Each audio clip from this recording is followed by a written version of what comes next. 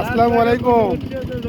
এখন চলন বিলের মাঝখানে আমরা, যদিও নৌকার উপরে এখন শুয়ে আছি, রোদ খুব বেশি আছে, তবে গরম নাই। দালাল ভাই আমার পাশেই বসে আছে, উনি এখন চোখে একটা কপালে একটা একটা হাইব্রিড চশমা আছে আর দেশি। তে সংক্ষিপ্ত কিছু বক্তব্য আপনারা দালাল ভাইয়ের মুখ থেকে শোনেন। দালাল ভাই কিছু বক্তব্য দেন ভাই,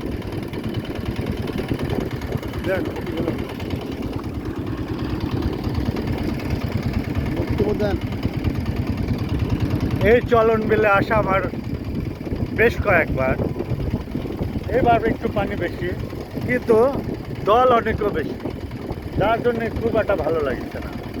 আগে তো চলন বিল মনে হতো যে সাগরে আছি, সেরকম আর মনে হচ্ছে না। মনে হচ্ছে জমির মধ্যে দিয়ে আমরা খাল দেওয়া যাচ্ছি, ঘাস আর ঘাস, চতুর্দিকে পানা, তবুও ভালো লাগে।